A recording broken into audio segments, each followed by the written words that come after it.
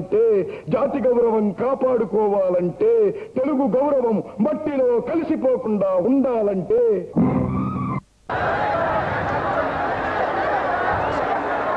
అనురాగంతో నాకు ఆశీస్సులు అందించడానికి వచ్చిన మా తెలుగింటి ఆడపడుచులందరికీ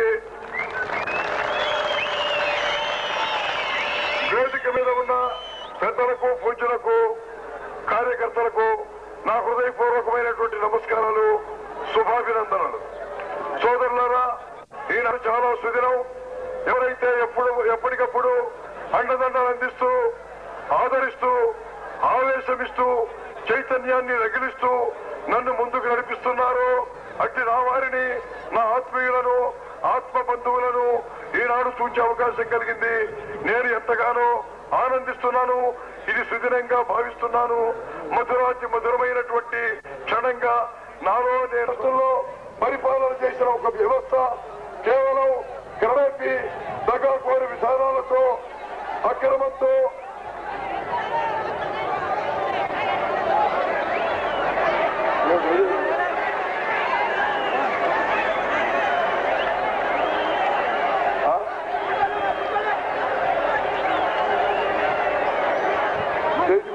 క్రమేపీ ఎప్పుడైతే దగాకోరు విధానంతో అవినీతితో అక్రమంతో ప్రజలిచ్చినటువంటి అధికారాన్ని ప్రజలిచ్చినటువంటి పదవిని కేవలం స్వార్థ ప్రయత్నంతో ధనిక వర్గం వారికి సంపన్న వర్గం వారికి ఎప్పుడైతే తాకట్టు పెట్టిందో, ఎప్పుడైతే అమ్ముకుందో, ఎప్పుడైతే పేదల యొక్క సంక్షేమాన్ని విస్మరించిందో, ఎప్పుడైతే ఈనాడు సమాజంలో కేవలం సామాజిక పరమైన న్యాయాన్ని కోరుతున్నటువంటి వారికి అటువంటి న్యాయం అందజేయలేకపోయిందో అప్పుడే ప్రజలకు దాని మీద విరక్తి కలిగింది. ఆ భావంతోనే ఆనాడు కుప్పగా కూలగొట్టారు ఆ కాంగ్రెస్ వ్యవస్థను. పూజ్య బాపూజీ నేతృత్వంలో భారత స్వాతంత్రానికి ఎంతో కృషి చేసి సత్యాగ్రహోద్యమం ద్వారా ఆనాడు ఉన్నటువంటి బ్రిటిష్ నిరంకుశ నేతృత్వ పరిపాలనను సముద్ర తీరాలు దాటించి మన దేశానికి స్వాతంత్రం తెచ్చిపెట్టినటువంటి ఆ పవిత్రమైన వ్యవస్థ ఎప్పుడైతే ఆ నాయకత్వం మారిపోయిందో, ఎప్పుడైతే ఆ యొక్క ఉత్తమ శ్రేణికి చెందిన ఆ నాయకులు కాలం చేశారో అప్పుడే కేవలం స్వార్థపరత్వం ఈ ఉన్నటువంటి వారిలో ప్రవేశించింది. కేవలం రాజకీయాన్ని వ్యాపారాత్మకంగా చిల్లర కొట్టుగా బజారులో పెట్టి అమ్ముకోదూచారని మీ అందరికీ నేను మనవి చూస్తున్నాను. ముఠాతత్వాలు అప్పుడే గ్రూపులు ఎన్ని విధాల అరిష్టాలు బయలుదేరాలో అన్ని కూడా బయలుదేరాయి.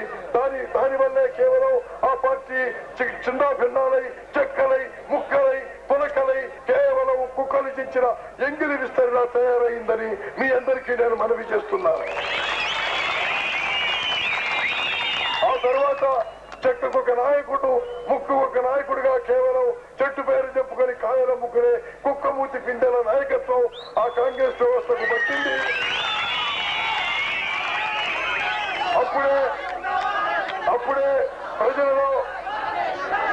అప్పుడే ప్రజలకు దాని మీద విరక్తి బయలుదేరింది. అందుకే కేవలం ఇది పరిపాలనకు పనికి రాదని దానిని ఆనాడే కేవలం బదాబదులు చేశారు, ఒక్క గొప్పగా కూలగొట్టారని మీకు నేను సవినయంగా మనవి చేస్తున్నాను. దాని ప్రత్యామ్నాయంగానే ఆనాడు కేవలం 9 నెలల కాలంలోనే ఆవిర్భవించినటువంటి తెలుగుదేశం పార్టీకి పరిపాలనా బాధ్యత అప్పగించారు, గౌరవించారు, ఆదరించారు. దానికి పర్యవసానంగా సోదరులారా, నేను మీ అందరికీ మనవి చేస్తున్నాను, తెలుగుదేశం కేవలం సంపన్న వర్గాల ఎనపెట్టెల్లో పుట్టలేదు, బడాబాబుల జేబుల్లోనూ పుట్టలేదు. కేవలం శ్రమిక వర్గాల చెమటలో నుంచి, కష్టజీవుల కన్నీటిలో నుంచి, పొడుగు వర్గాల బాధల్లో నుంచి ఎవరైతే అర్ధాకరితో అలమటిస్తూ మాడే కడుపులతో మండే డొక్కలతో ఈనాడు పస్తులుంటున్నారో, మురికివాడల్లో మురిగిపోతున్నారో అటువంటి వారి యొక్క ఊపిరిలో నుంచి పుట్టింది తెలుగుదేశం అని మీ అందరికీ మనం చేస్తున్నాను. ఆ విధంగా ఆవిర్భవించిన తెలుగుదేశం కేవలం తన బాధ్యతను ఏ విధంగా నిర్వర్తించింది, ఏ విధంగా ప్రజలకు సంక్షేమ కార్యక్రమం అందజేసింది మీ అందరికీ చెప్పడం నా ధర్మంగా భావిస్తున్నాను.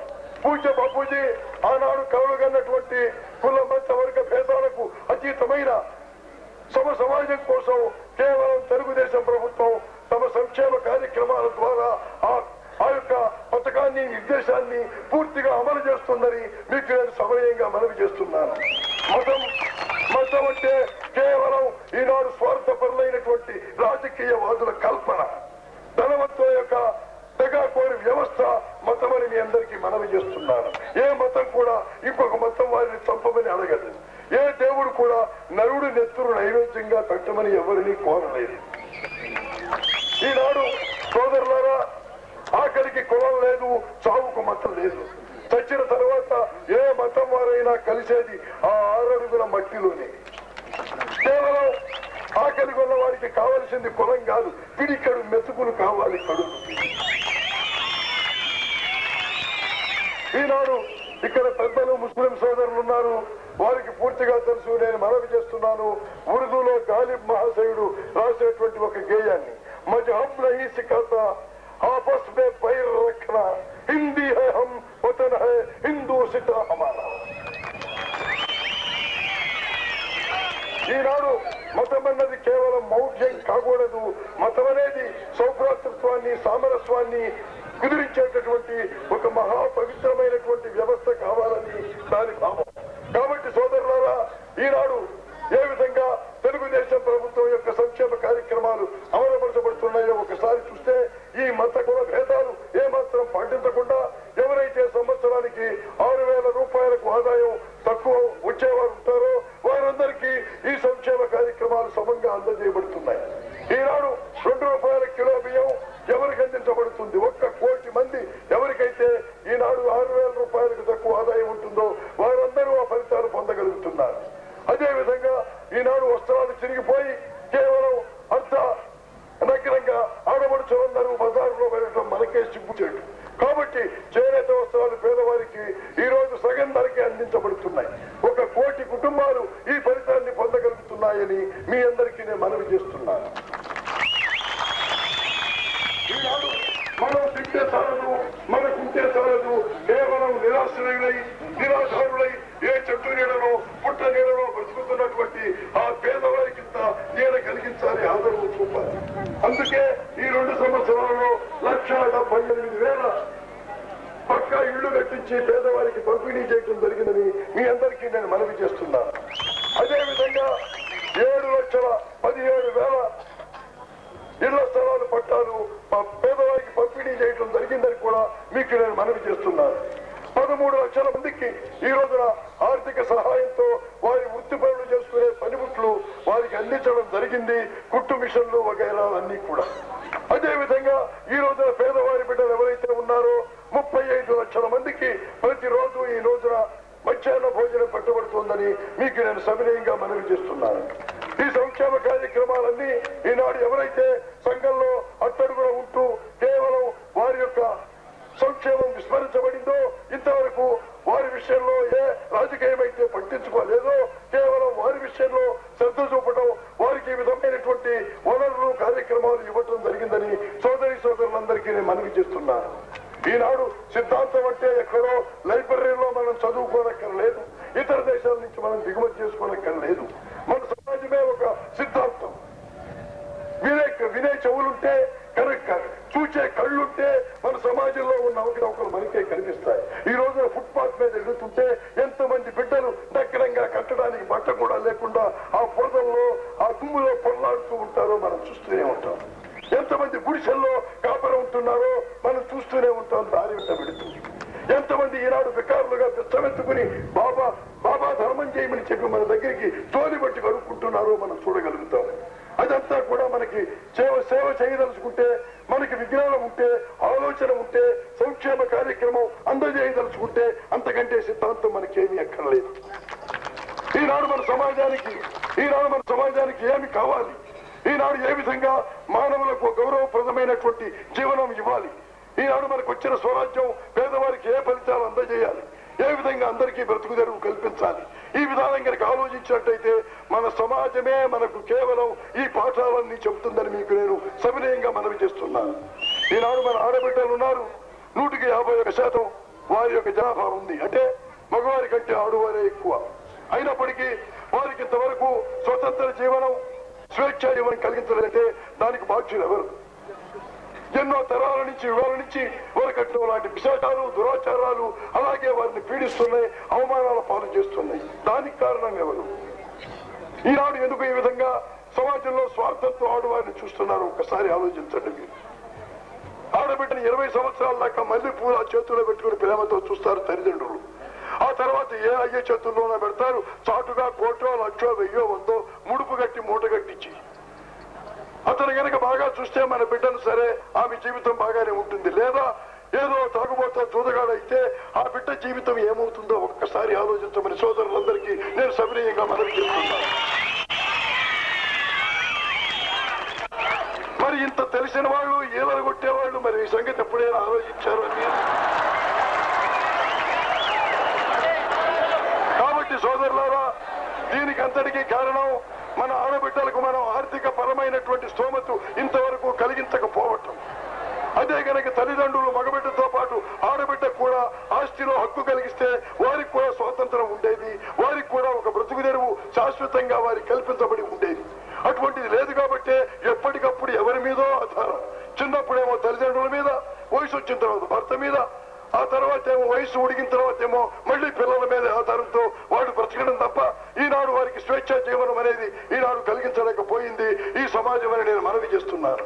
కాబట్టి తెలుగుదేశం మగవారితో పాటు ఆడవారికి కూడా తల్లిదండ్రుల ఆస్తిలో సమానమైన హక్కులు కలిగించాలన్నది తెలుగుదేశం సిద్ధాంతమని సోదరి మండలందరికీ నేను సవినయంగా మనవి చేస్తున్నాను.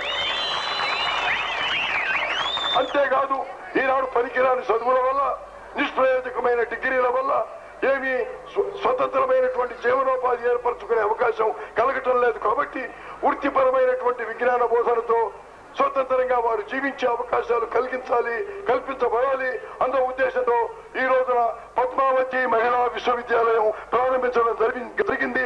ఆడవారి యొక్క విజ్ఞానాత్మకమైన విద్యా బోధన కోసమని మీ అందరికీ నేను అభినయంగా మనవి చేస్తున్నాను.